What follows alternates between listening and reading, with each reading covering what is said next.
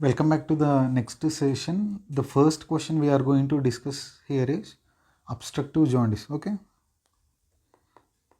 discuss obstructive jaundice with investigations and management. So this is our first question. Coming to the word obstructive jaundice. Obstructive jaundice. When should I use the word obstructive jaundice? In simple terms, obstructive jaundice occurs due to obstruction of the bile ducts. Okay, if the jaundice is occurring due to obstruction of the bile ducts, then I am going to call it as a case of obstructive jaundice. Write down that. Jaundice due to obstruction to the outflow of bile ducts.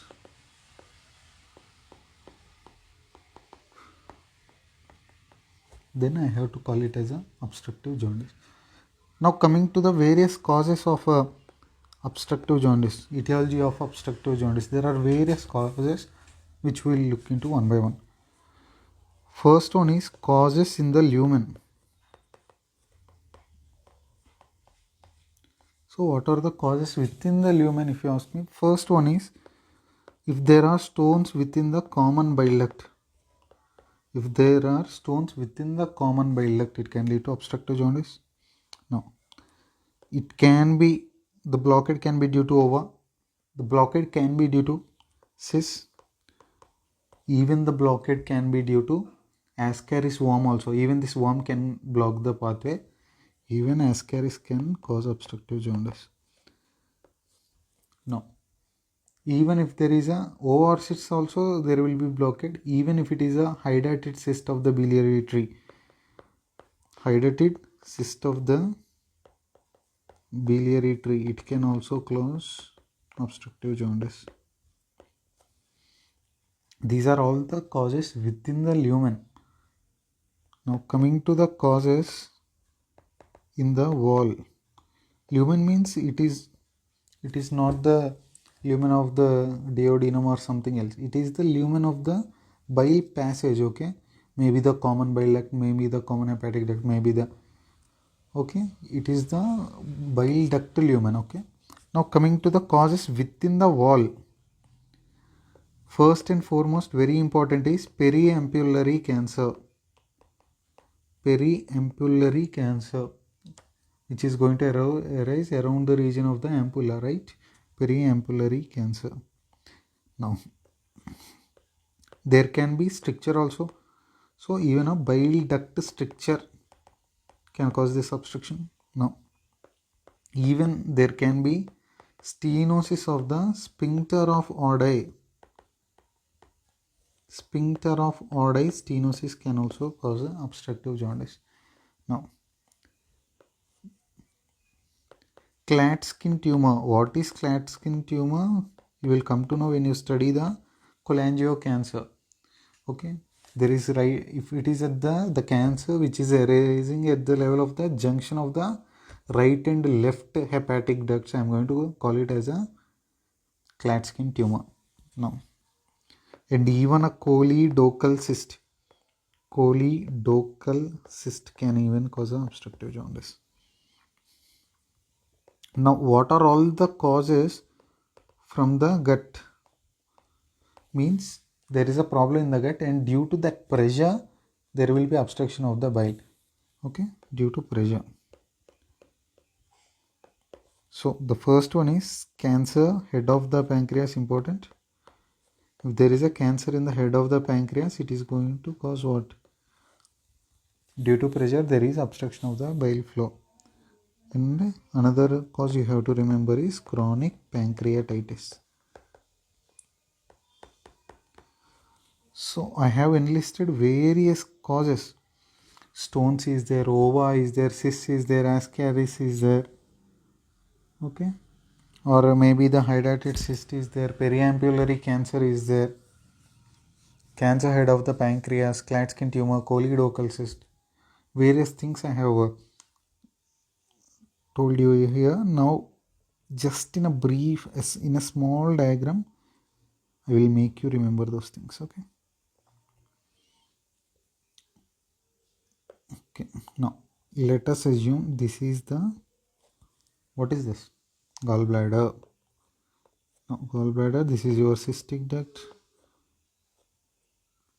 here is your right and the left hepatic ducts, and they are going to fuse with the cystic duct together, forming the common bile duct.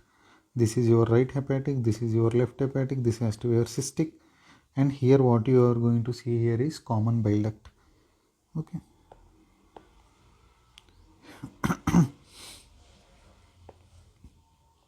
And with the pancreatic duct it is going to, so what is the opening?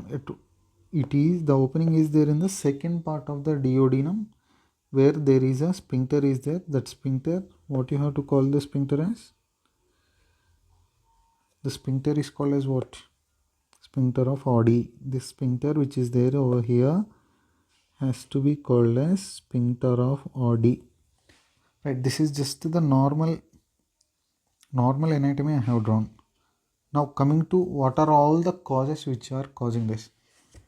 So first thing we have discussed is presence of stones in the CBD. If at all there is a stone in the CBD, it can cause the obstruction to the bile flow. It can cause obstruction to the bile flow. Not only stone, it can be any ova, or it can be any cyst which can block the same, or even a high dilated cyst can block the same, right? Even there may be presence of some worm or is there, such as Ascaris worm. If it is going to block this, even it can also cause. So the problem within the lumen, if you ask me, first thing without any doubt is stone, and the other things being ova can cause blockade, cyst, hydatid cyst, and even worms can also block that is in Ascaris. These are all the various causes where we are going to see the obstructive jaundice, I mean within the lumen problems. Now coming to the within the wall, what are all the problems we will look into. Within the wall, if you ask me, there is, just a second, there is an entity of periampullary cancer. So periampullary cancer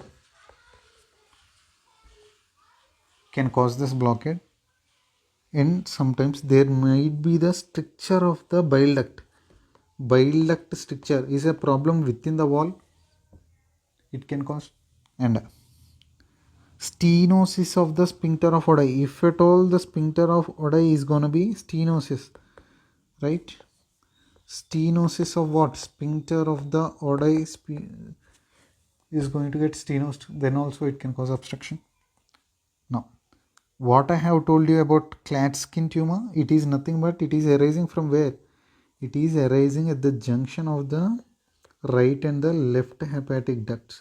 This is where you can find the Klatskin tumor, right?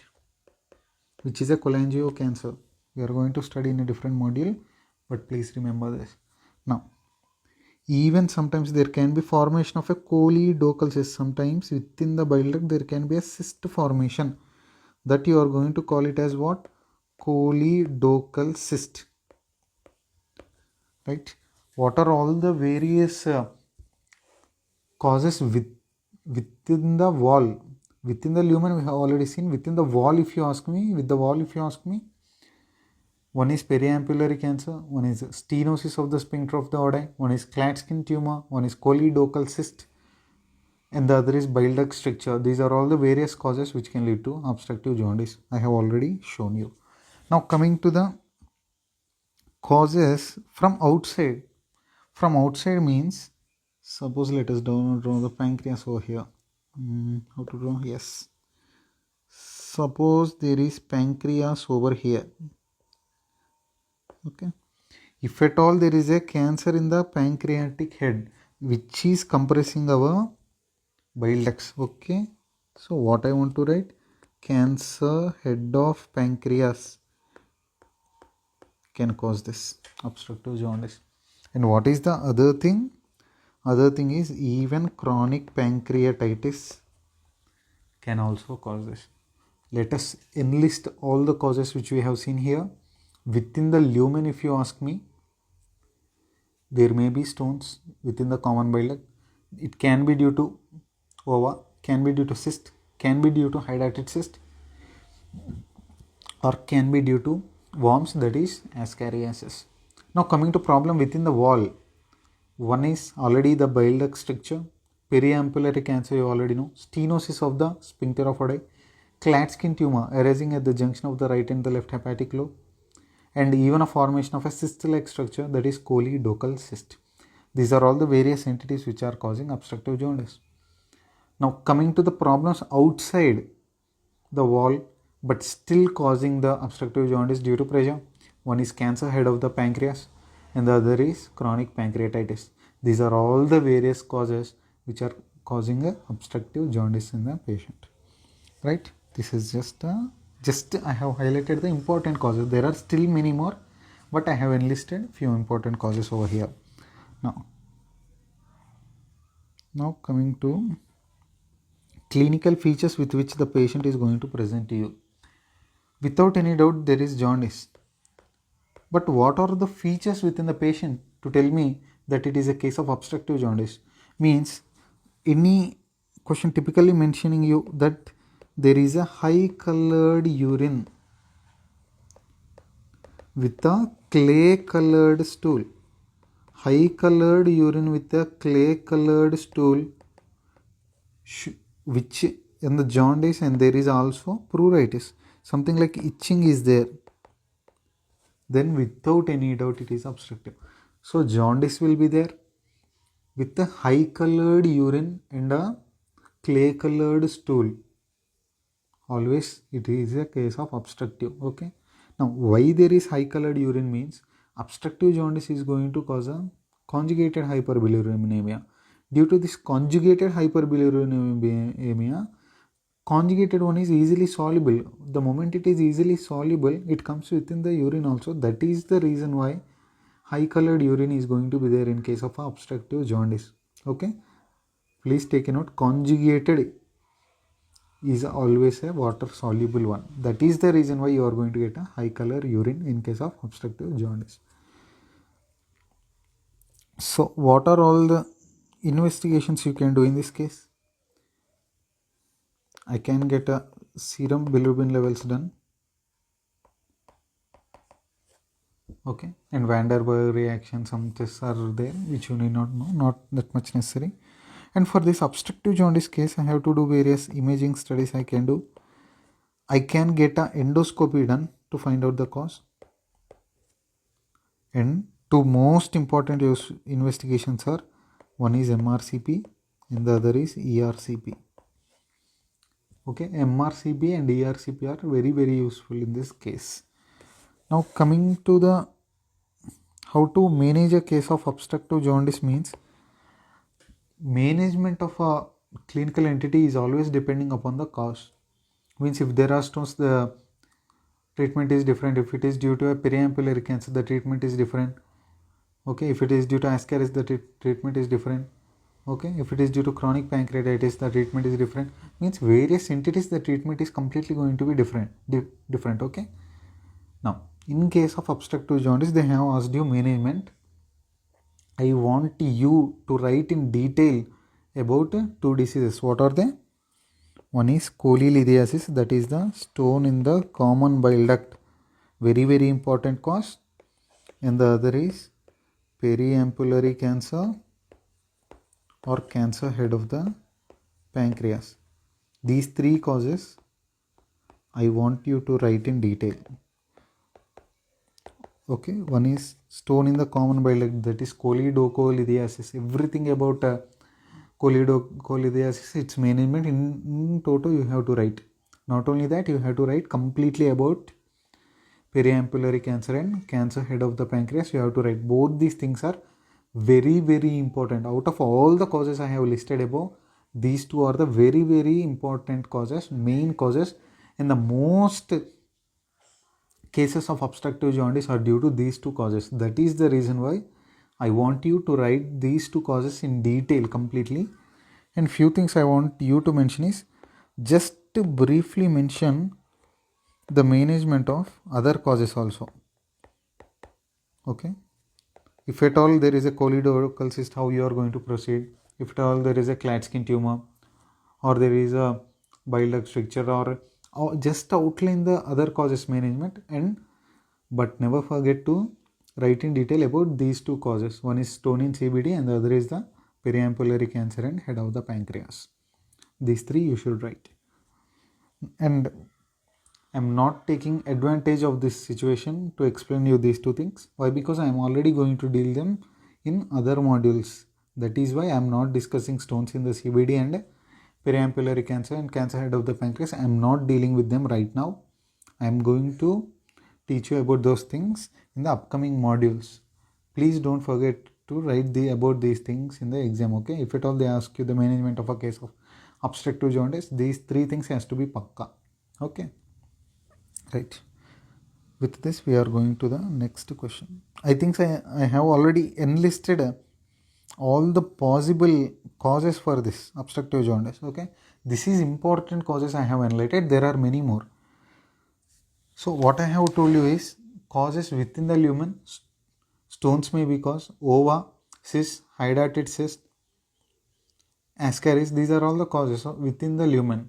If you ask me, with problems with the wall, if you ask me, bile duct stricture, Klatskin tumor, periampullary cancer, choledochal cyst, these are the various causes. If you ask me outside, but due to pressure they are causing obstructive jaundice. If you ask me, cancer head of the pancreas and chronic pancreatitis. I tried to minimize this topic as much as I can. Causes per se you have to remember, and I have already explained everything in a diagram also for you. Okay, so that it will be easy for you to remember. So investigations also you have to expand. Why? Because based on based on each and every etiology, the investigation may slightly differ. Okay, I have already enlisted the basic investigations which you are going to do. Okay, and management also I have not at all went into the topic of this management also. Okay, why? Because I'm going to deal them in the separate modules. That is why I have not discussed here, but you have to go through other modules also. Okay, right. Now we will move on to the next one. So the next question is about a case of imperforate anus. Imperforate anus means there is no external anal opening is there. Okay, now it is a anorectal malformation.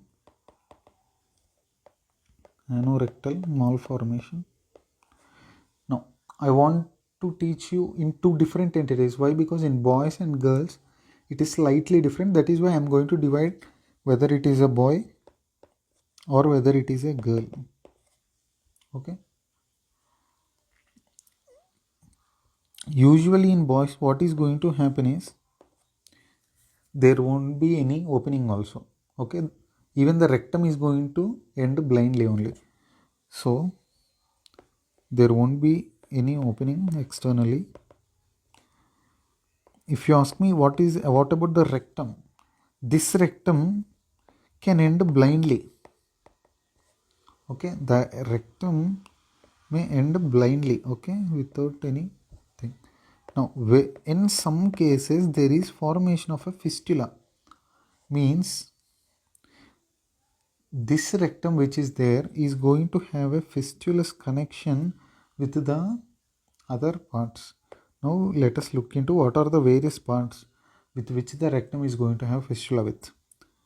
First one is the fistula can be, one side it is rectum, between the rectum and the bulbar urethra, or with the rectum and the prostate, or the rectum may have a fistula with the bladder neck also. Okay, the rectum may end blindly, or the rectum may have fistula. The rectum may have fistula with what? Maybe with the bladder neck, maybe with the prostate, or maybe with the bulbar urethra also. Now, one small diagram I want to draw here. Suppose this is your bladder. Okay, I am poor at drawing. Okay, please don't mind about that. And this is your rectum. Okay, this is the rectum. And now the rectum is going to have a fistula formation with the bulbar urethra. This is how the fistula is going to form. What is this? Recto bulbar urethral fistula. Bulbar between the rectum and bulbar urethra. So recto bulbar urethral fistula. Okay, between the rectum and the bulbar urethra. Right. Now, whereas coming to the girls, in girls what happens is even in girls there may be formation of the fistula. Sir, what fistula is possible? Rectovestibular fistula.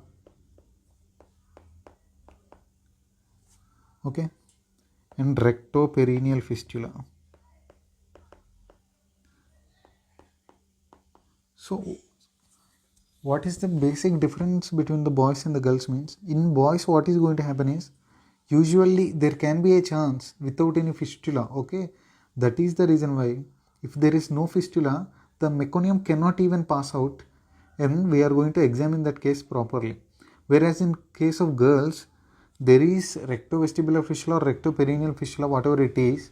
Due to that, the meconium can pass out. That is the reason why sometimes the examination in case of girls is going to be delayed when compared to that of the boys. Now, meconium is going to get passed due to this presence of the fistula. Now, let me draw rectovestibular fistula for you. Suppose this is your urinary bladder, right? I am going to draw, this is a girl, right? Then I have to draw uterus also. Yes, this is the uterus, and this has to be the rectum. Okay, there is rectovestibular fistula, means what happens here is, this is the opening of the bladder, and there will be opening of the uterus, and there will be opening of the rectum into a common thing. Okay, this is what rectovestibular fistula is going to look like. Rectovestibular fistula. Okay, but whereas the other fistula possible is even sometimes what happens is, not only this, sometimes the urinary bladder and the uterus and the rectum, they are going to open into a common entity. There is a common entity of opening for all these things, and this common opening is going to open like this. If at all there is a common pathway for these three things, then I have to call this as a cloaca. This is the opening is called as a cloaca. Okay, in rectovestibular fistula there are different openings for all these three things, and they are going to open into a single structure. But whereas in case of this cloaca, they are going to, all of them are going to fuse, and they are going to form a common tube, and this is what is going to open. Okay, this is, I am going to call it as a cloaca. So these are all the various possibilities where what we can see in case of a imperforate anus. Now, how to investigate the case of a imperforate anus? Tell me.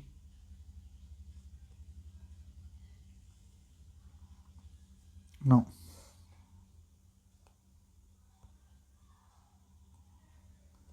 Yes. Now, how to investigate this case? I can get a invertogram done. Invertogram is nothing but a X-ray, but in a inverted position. Okay. Or the best investigation is to assess the anorectal malformations, the best investigation is a MRI. Okay, now what I can see in these things is I can assess whether it is a low level problem or I can assess whether it is a high level one. Okay, based on what? Suppose this is the assumed level of the external opening. Now the rectum is going to end here, then it is a low level one. If the rectum is low level anomaly, if the rectum is at a higher level, okay, then it has to be a high level anomaly. Okay, if it is somewhat near to the assumed external anal opening, then it is a low level malformation. If it is at a much more distance than when compared, it has to be a high level anomaly. Okay, based on that we are going to divide it into what? Based on the level of termination of the rectum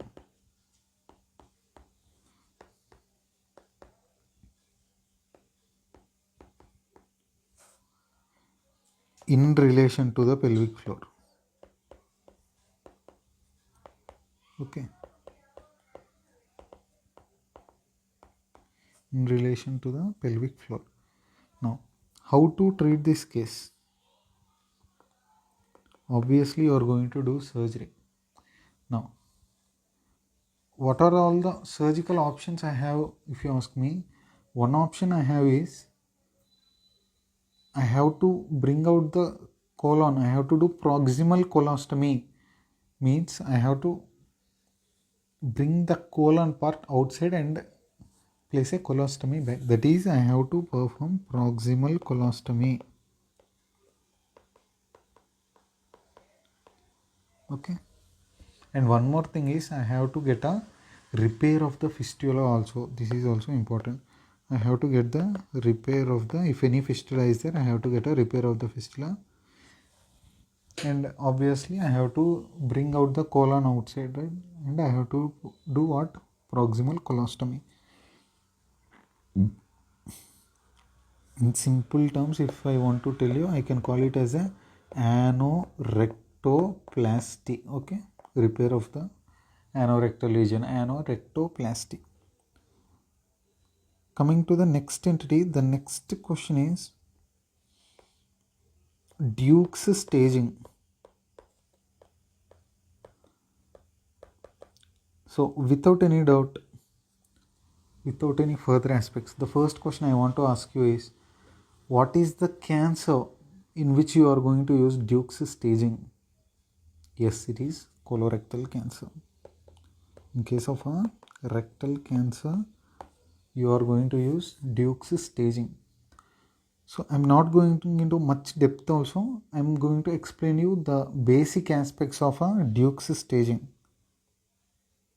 Okay. For that, we will draw a small diagram so that you will be able to understand. Suppose there is a mucosa over here. This is a mucosal level. And there is a submucosa also you can draw. Okay. Now, you already know beneath that you are going to have what? Muscularis propria. This is your muscularis propria. Okay, this between everything is your muscularis propria. Now, and beneath that you already know what is there? Mesentery will be there. I will select yellow. Okay, this is all is your mesentery. Mesentery is attached over here. If I take any tumor which is involving the rectal wall, I mean it may go into the muscular. So this is the mucosa, this has to be your submucosa, this has to be your muscularis propria, and this has to be your mesentery. The labeling is clear, okay? Now, if at all there is a tumor, this is involving the wall of the rectum, okay? Entire. It is involving mucosa, submucosa, and even it may involve the muscularis propria also. This I am going to call it as a A. Okay, Duke's staging A. Now, if at all there is a tumor which is invading everything, which is crossing even the rectal wall. Okay, there is involvement of the rectal wall and it is even crossing and going outside the rectal wall. You can clearly observe that it is passing even outwards to the rectal wall. Then I have to call it as a Duke's staging B. Then if at all there is a tumor which may or may not cross, that doesn't matter. If at all there is a tumor with the lymph node involvement, suppose this is one lymph, these are the lymph nodes. If at all there is lymph node involvement, then I have to call it as a C. Okay, now let us look at what is this A, B and C in total. So in a simple way, what I have divided is one is A, one is B and the other is C. What is A? A is somewhat restricted to the wall of the rectum, whereas B, it is even crossing the wall of the rectum, whereas in C there is lymph node involvement. And D part we will come to, there is D also in recent times. Now first we will look at A, B and C.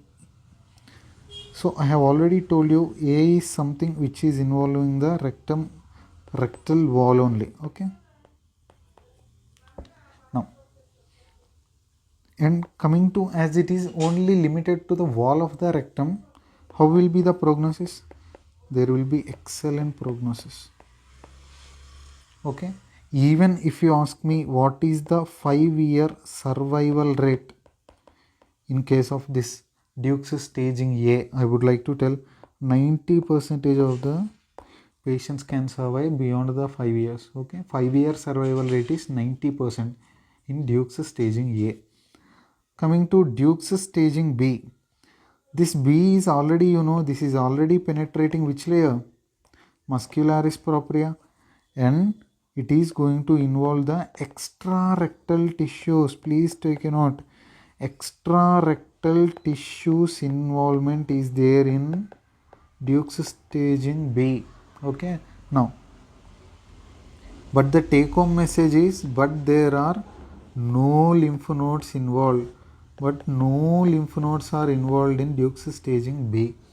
The moment lymph nodes are involved, I have to go for C.